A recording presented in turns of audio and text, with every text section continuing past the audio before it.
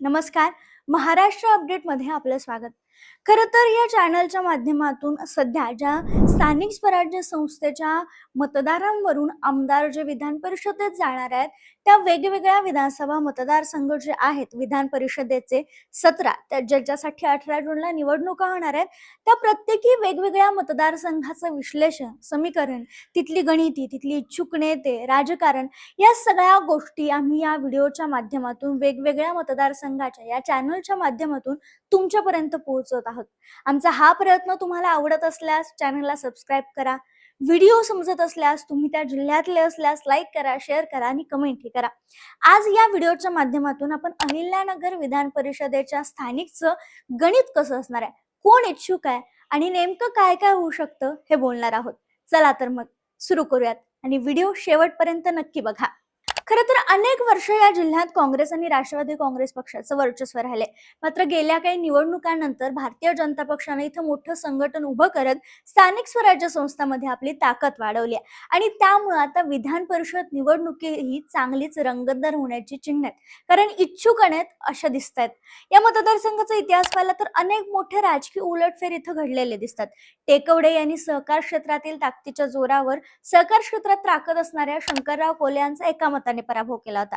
या विजयाने राज्यभरात चर्चा रंगली होती. ते 2 वेळा विधान परिषदेवर पोहोचले. त्यानंतर यशवंतराव गडाख यांनीही या मतदारसंघाचं 2 वेळा प्रतिनिधित्व केले. यासोबतच यानंतर या मतदारसंघावर अरुण जगताप यांचा प्रभाव पाहायला मिळाला. राष्ट्रवादी काँग्रेस पक्षाकडून ते 2 वेळा विधान परिषदेत निवडून आले. 2016 ते 2022 हा त्यांचा कार्यकाळ राहिलाय. विशेष म्हणजे विधानसभेच्या निवडणुका त्यांनी लढवल्या होत्या, मात्र त्यांना यश मिळालं नाही. पण विधान परिषदेतून त्यांनी विधिमंडळात प्रवेश केला. मात्र मागच्या वर्षी त्यांचं निधन झालं आणि आता या जागेभोवती नवं राजकीय समीकरण तयार होताना दिसते. आता बघा, मागील निवडणुकीत अरुण जगताप यांच्या उमेदवारीवेळी काँग्रेसची मतं फुटल्याची चर्चा झाली होती. त्याचा फटका तत्कालीन श्री साईबाबा संस्थान ट्रस्ट अध्यक्ष जयंत ससानी यांना बसला आणि त्यांचा पराभव झाला. आता मात्र परिस्थिती बदलली आहे. संग्राम जगताप जे अरुण जगतापांचे पुत्र होते, ते आमदार असून अजित पवार गटातील जिल्ह्यातील महत्वाच्या नेत्यांपैकी एक मानले जातात. वारंवार ते हिंदुत्ववादी भूमिका घेत असतात. त्यांच्या आक्रमक शैलीमुळे ते चर्चेत असतात. दुसरीकडे सचिन जगताप, अरुण जगतापांचे दुसरे पुत्र, हे देखील विधान परिषदेसाठी इच्छुक असल्याची चर्चा आहे. त्यामुळे पुन्हा एकदा जगताप कुटुंबाचाच वारसा पुढे जाणार का, हा महत्वाचा प्रश्न आहे. ते जिल्हा परिषदेचे सदस्यही राहिले. आता या निवडणुकीत स्थानिक स्वराज्य संस्थेतील संख्याबळ महत्वाचं ठरणार आहे. 15 नगरपालिका आणि नगरपंचायतींपैकी 7 संस्था भाजपच्या ताब्यात आहेत. भाजपकडे सुमारे 179 मतदार असल्याचं बोललं जाते, तर एकूण मतदारसंख्येपैकी जवळपास 39% मतदार भाजपच्या प्रभावाखाली असल्याचं मानलं जाते. दुसरीकडे राष्ट्रवादी काँग्रेस पक्ष आणि अजित पवार गटाकडे सुमारे 50 सदस्य आहेत, तर शिवसेनेकडे 43 मतदार सदस्य आहेत आणि विजयासाठी 231 मतांचा आकडा गाठावा लागणार आहे. याच संख्याबळाच्या आधारावर भारतीय जनता पक्ष इथं आपला दावा मजबूत असल्याचं सांगतोय.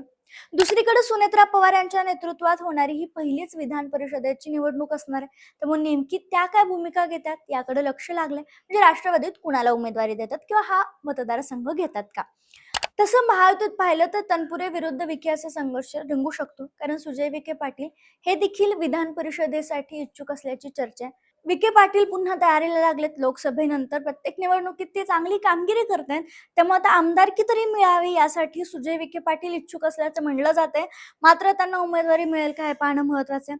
अशात प्राजक्त तनपुरे यांचं नावही जोरात आहे. राहुरी पोटनिवडणुकीत त्यांनी माघार घेतल्यानंतर भविष्यातील विधान परिषद जागेसाठी त्यांना शब्द देण्यात आला असल्याची चर्चा राजकीय वर्तुळात रंगली आहे. त्यामुळे आता तनपुरे राष्ट्रवादीतून लढणार की भाजपमध्ये प्रवेश करून लढणार याबाबत उत्सुकता आहे. दरम्यान चंद्रशेखर घुले यांनीही राष्ट्रवादीकडे दावेदारी केल्याचं बोललं जात आहे.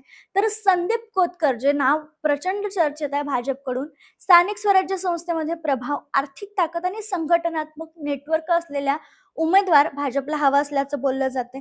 भाजपकडे तसं तगडा उमेदवार नाहीये. त्यामुळे कोतकर यांच्यासाठी वरिष्ठ नेत्यांची प्राथमिक चर्चा झाल्याची देखील माहिती समोर येते. याशिवाय सत्यजित कदम अभय आगरकर आणि भानुदास बेरड यांचीही नावं सध्या चर्चेत आहेत. मात्र अखेर उमेदवारी कोणाला मिळणार? महायुतीतील अंतर्गत नाराजी निर्माण होणार का? म्हणजे विखे आणि तनपुरे समोरासमोर येणार का? विखे यांना उमेदवारी मिळेल, मग तनपुरे अपक्ष करतील का? की तनपुरे भाजपात प्रवेश करतील आणि विखे यांना उमेदवारी मिळणार आहे? मग या सगळ्यात सचिन जगताप यांचं काय होणार? जगताप कुटुंबाचा वारसा ते चालवू शकतील का? मग त्यांना उमेदवारी मिळाली नाही तर काय होणार? आणि कोतकर जे चर्चेत आहेत आणि इच्छुक आहेत असं म्हणलं जाते, ते अपक्ष उमेदवारी करू शकतात का? चंद्रशेखर घुले यांची प्रतिक्रिया किंवा प्रतिसाद कसा असणार आहे? त्यांची भूमिका देखील निवडणुकीत महत्त्वाची ठरणार आहे. आणि मगाशी मी उल्लेख केला त्याप्रमाणे सुनेत्रा पवार यांच्या अजित पवारांच्या जाण्यानंतर सुनेत्रा पवारांची पहिलीच निवडणूक आहे जिथं जागा वाटप किंवा पक्षाची भूमिका ठामपणे मांडणं महत्त्वाचं आहे. मग अशात अहिल्यानगरची ही जी पारंपरिक जागा राष्ट्रवादीकडे राहिली आधीपासून, ती राष्ट्रवादीला मिळणार का? की भाजप संख्याबळाच्या जोरावर दावा सांगेल? हा पेच कसा सुटणार? आणि या सगळ्या शिवसेनेची भूमिका कशी असणार आहे? कारण महाविकास आघाडीकडे सध्या तरी संख्याबळ नगण्य आहे किंवा अजिबातच नाही आहे. मग अशा शिवसेना, तिथले स्थानिक किंवा मग जर घुले किंवा तनपुरे यांना जर साथ दिली नाही भाजपने किंवा महायुतीने, मग तेव्हा काय होईल? या सगळ्या गोष्टींची समीकरणे पाहणं महत्त्वाचं ठरणार आहे. तसेच 25 तारखेपासून अर्ज भरणं सुरू होणार आहे. खरं तर या सगळ्या गणितामागं अर्ज भरल्यानंतर कुणाला उमेदवारी दिली हे स्पष्ट होईल. कोण अपक्ष उमेदवारी करते हे स्पष्ट होईल. मात्र सगळं गणित केव्हा स्पष्ट होणार आहे?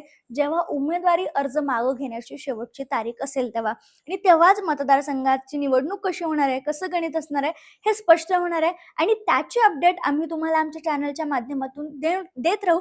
आणि त्यासाठी तुम्हाला चॅनलला सबस्क्राईब करावं लागेल. त्यामुळे जर तुम्ही अजून चॅनलला सबस्क्राईब केलं नसेल तर आवर्जून करा. व्हिडिओ आवडला असल्यास लाईक शेअर करायला विसरू नका आणि तुमचं मत कमेंटमध्ये कळवायला देखील विसरू नका.